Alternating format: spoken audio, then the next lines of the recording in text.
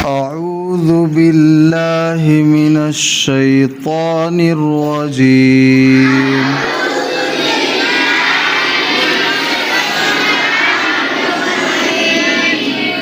بسم الله الرحمن الرحيم.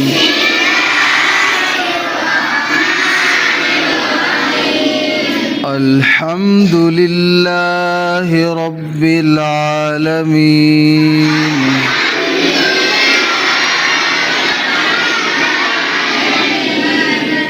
الرحمن الرحيم. مالك يوم الدين. إياك نعبد وإياك نستعين.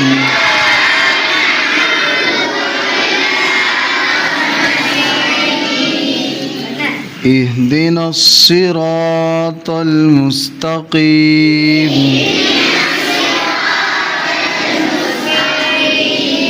صراط الذين أنعمت عليهم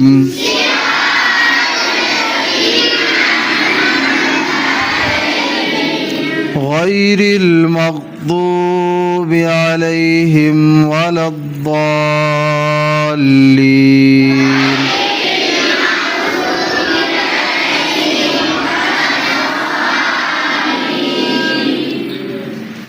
آمين. بسم الله الرحمن الرحيم.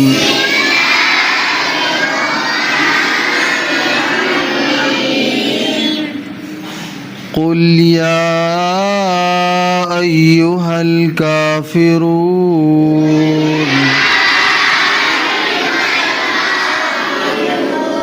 لا أعبد ما تعبدون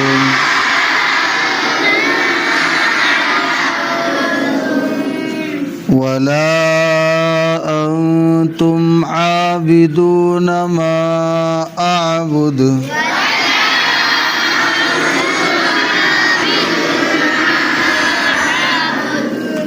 ولا أنا عابد ما عبدتم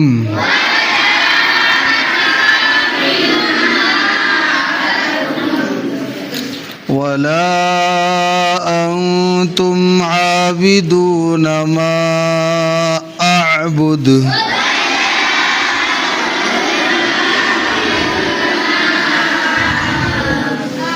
لكم دينكم ولي دين. صدق الله العظيم.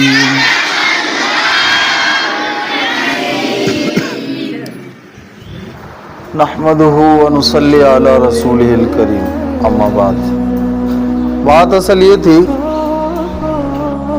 کہ ٹیچرز ڈے، یوم اساتذہ، شکشک دیوس اس لیے منایا جاتا ہے تاکہ سماج کے اندر جو ہے نا پڑھانے والے لوگوں کی اہمیت بڑھ جائے. بچوں کے دل میں بھی اور گارجینز کے دل میں بھی. جو مرد عورت جوان بوڑھے بچے ہمارے سماج معاشرے میں گاؤں میں رہتے ہیں، وہ جانتے ہی نہیں کہ ہمارا اسکول سے کیا کنیکشن ہے، مدرسے سے کیا کنیکشن ہے ہمارا.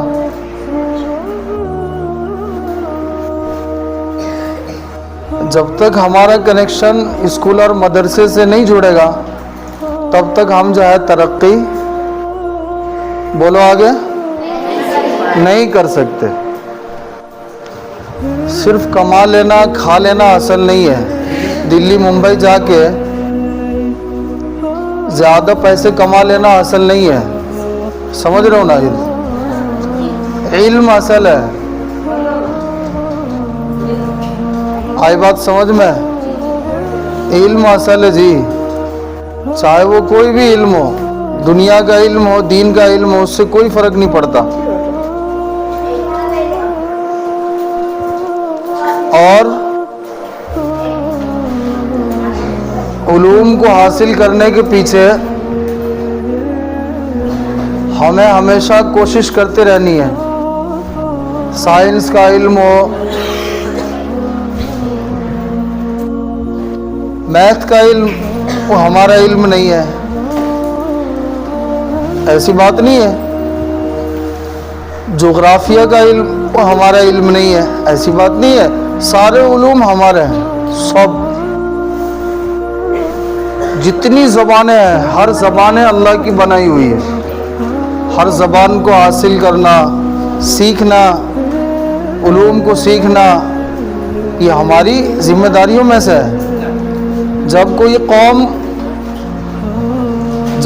قوم علم سے دور چلی جاتی ہے نا، جب کوئی قوم علم سے دور چلی جاتی ہے یا علم سے دوری اختیار کر لیتی ہے، تو اللہ رب العزت بھی ایسے قوم کا ساتھ چھوڑ دیتے ہیں.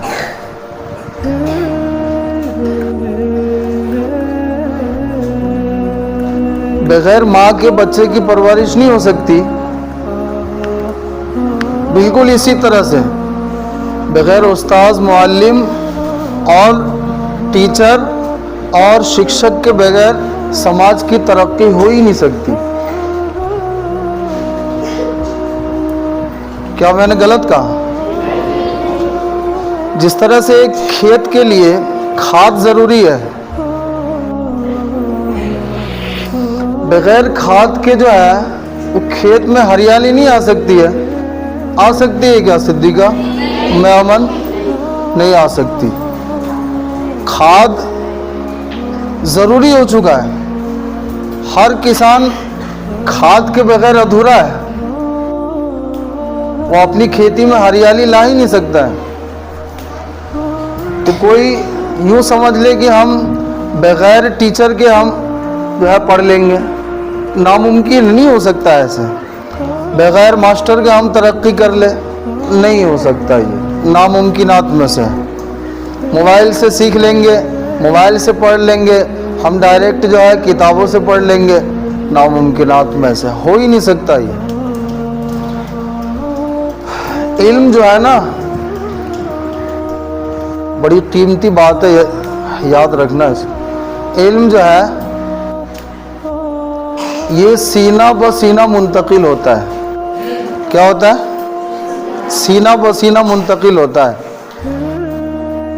علم جو ہے نا ایک سینے سے دوسرے سینے میں جاتا ہے، اور دوسرے سینے سے تیسرے سینے میں وہ ٹرانسفر ہوتا ہے، اور تیسرے سے چوتھے میں، اور چوتھے سے پانچویں میں. تو اس طرح سے جو ہے ایک علوم کا سلسلہ چلتا آیا ہے. اس دنیا میں سب سے پہلے حافظ قرآن کون؟ ہمارا اور آپ کے نبی پاک صلی اللہ علیہ وسلم. اس کے بعد کون؟ صحابہ کرام کی مقدس جماعت ہے نا. صحابہ کرام کے بعد کون ہے؟ تابعین کی جماعت. تابعین کے بعد کون؟ تابعین کی جماعت. اور اس کے بعد پھر یہ سلسلہ چلتے چلتے چلتے چلتے ہم تک پہنچا. آج کے دور میں ہزاروں نہیں، لاکھوں نہیں، کروڑوں کی تعداد میں حافظ قرآن دنیا میں موجود ہیں. تو ایسا نہیں کہ بس وہ بیٹھے اور انہوں نے یاد کر لیا اور ہو گیا کام مکمل. بغیر استاذ کے یہ چیز نہیں ہوتا ہے. یہ سینہ و سینہ جو ہے کنیکشن اللہ کے نبی سے ملا ہوا ہے. کہاں سے ملا ہوا ہے؟ اللہ کے نبی سے ملا ہوا ہے.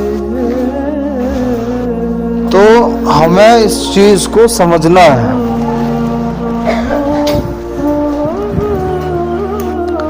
علم حاصل کرنے کے لیے ہر قربانی دینا آسان ہو جائے ایسی سوچ ہمیں بنانی ہے.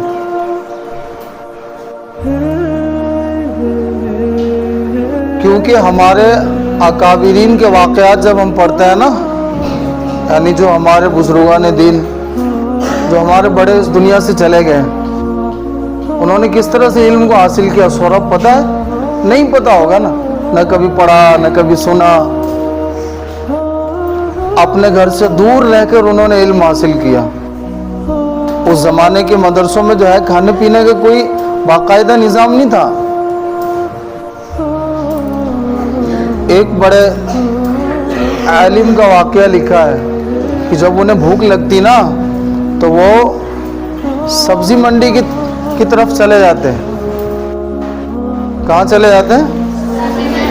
ہاں، وہ بازار جہاں پہ سبزیاں بیچی جاتی ہیں۔ شام کا وقت ہوتا، صبح کا وقت ہوتا، سبزی بیچنے والے جو ہے وہ بیچ کے جا چکے ہوتے۔ سبزیوں کے جو چھلکے اور اس کے جو پتے پڑے رہتے ہیں نا، ان چھلکوں کو اور ان پتوں کو اٹھا کے وہ لے آتے اور پھر انہیں پانی گرم کر کے ابال لیتے۔ سن رہے ہو صابر؟ ایسے بھی لوگ اس دنیا سے گزرے ہیں۔ اور گرم پانی میں ابالنے کے بعد اسے بڑھیا سے صاف ستھرا کر کے پھر اسے جو ہے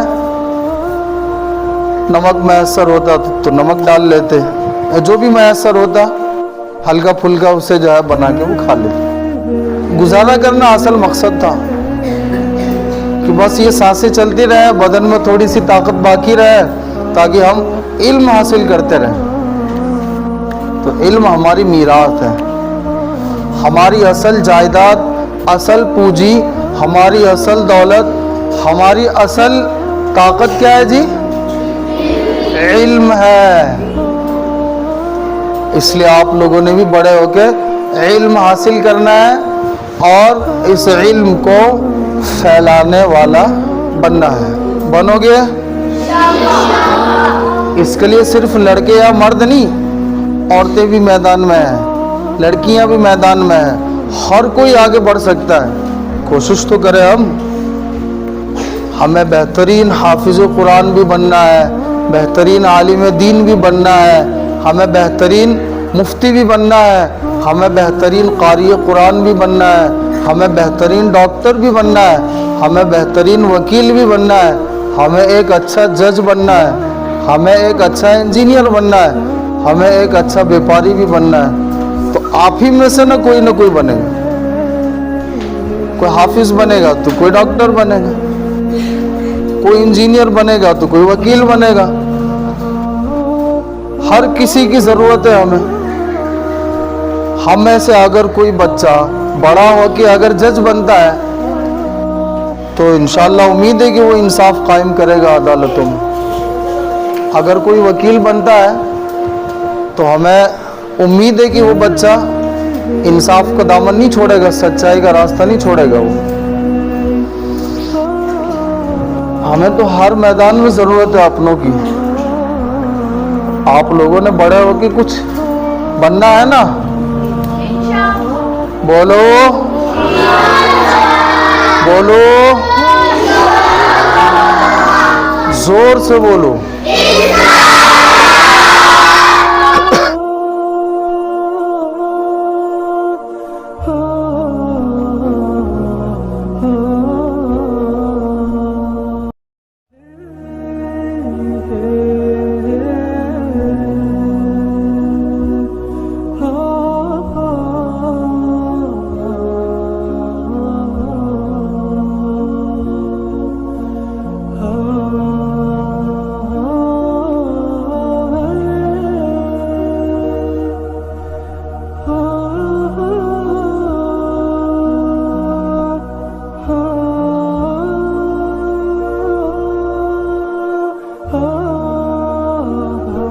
تو آج ہمارے بچوں نے الحمدللہ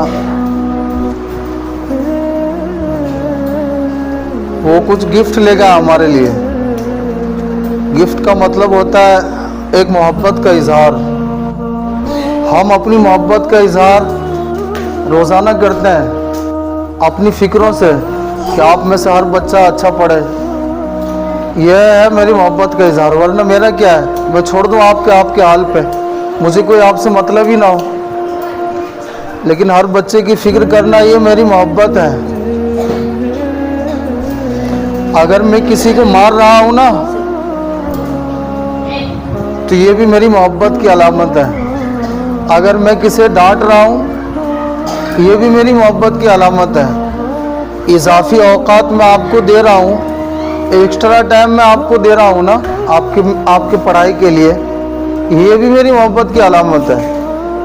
صرف کھلا پلا دینا یا پھر کچھ دے دینا یہ نہیں ہوتا ہے. تو ہم تو اپنا کام کرتے ہی ہیں. آپ نے بھی اپنا کام کیا، اب کچھ بچے لے کے آیا تو ان کو تو منع نہیں کر سکتے ہیں.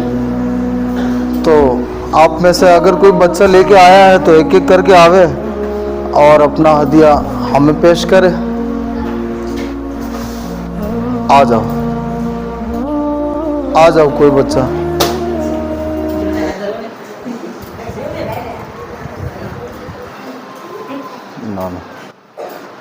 ماشاء اللہ ماشاء اللہ. یہ ہے صاحبہ نور حسن کی طرف سے، ان کے لیے زوردار تالی ہو جائے.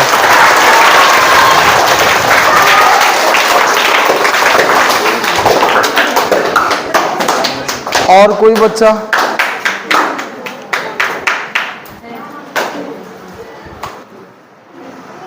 ماشاء اللہ. یہ ہے ناز و ارشاد.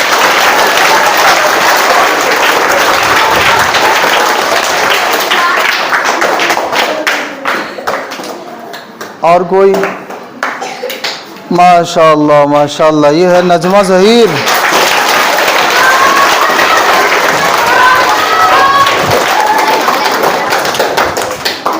اور کوئی لڑکیوں میں سے؟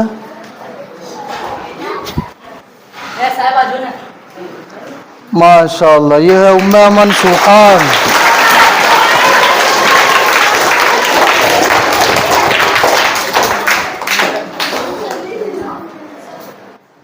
بیٹھا دے چین سے. ماشاء اللہ ماشاء اللہ. لائیے لائیے. یہ ہے صاحبہ کلیم اللہ.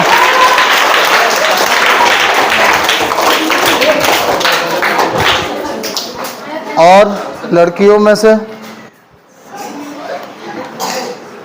ماشاء اللہ. یہ ہے اقلیمہ عبداللہ.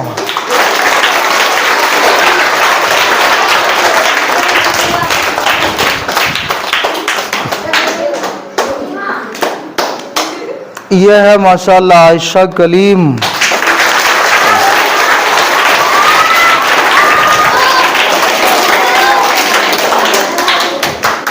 اور کوئی لڑکیوں میں سے؟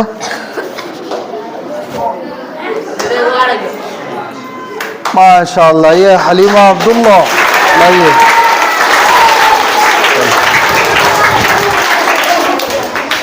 اور کوئی لڑکیوں میں سے؟ حفظ والوں میں سے آ جاؤ.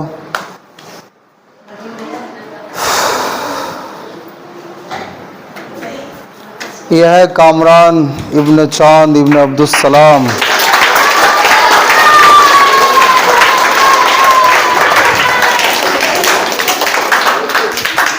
آ جاؤ. ماشاء اللہ. ندیم نیار.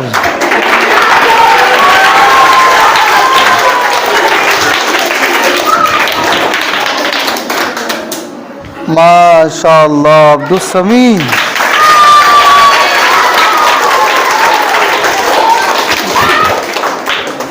اور کوئی؟ عدنان ابوالکلام کی طرف سے. ماشاء اللہ.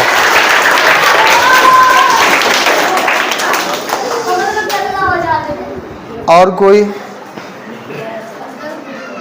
ایکس وائی زیڈ کوئی بھی چلے گا. آ جاؤ.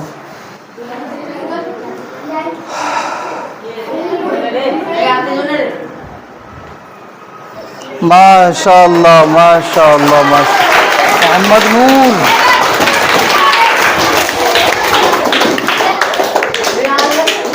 ماشاء اللہ عبداللطیف کی طرف سے.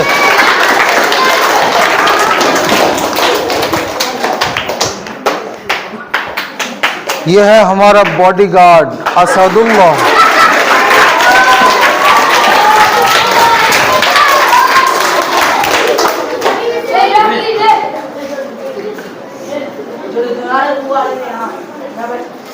عدنان حیدر کی طرف سے. ماشاء اللہ ماشاء اللہ.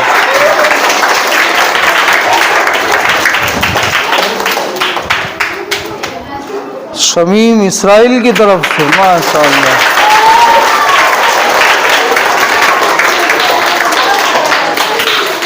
ماشاءاللہ یہ ہے نعمت اللہ عبداللہ.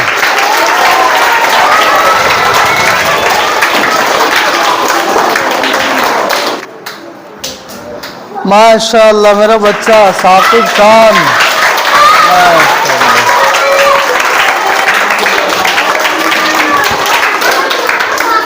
ان کے لیے زوردار تالی. حیدر کلیم اللہ.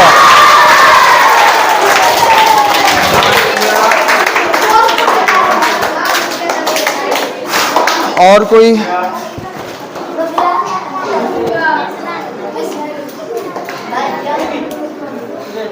کوئی بچہ ہو؟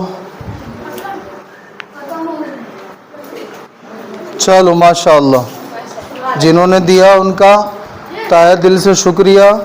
جزاکم اللہ واحسن الجزا. ہم نے کسی بچے سے کہا نہیں تھا لے کے آنا، پر وہ لے کے آ گئے تو اب انکار بھی کرنا میں نے مناسب نہیں سمجھا. اللہ تعالیٰ جنہوں نے دیا انہیں بھی، جنہوں نے نہیں دیا انہیں بھی اللہ تعالیٰ خوب جزائے خیر عطا فرمائے. السلام علیکم ورحمۃ اللہ.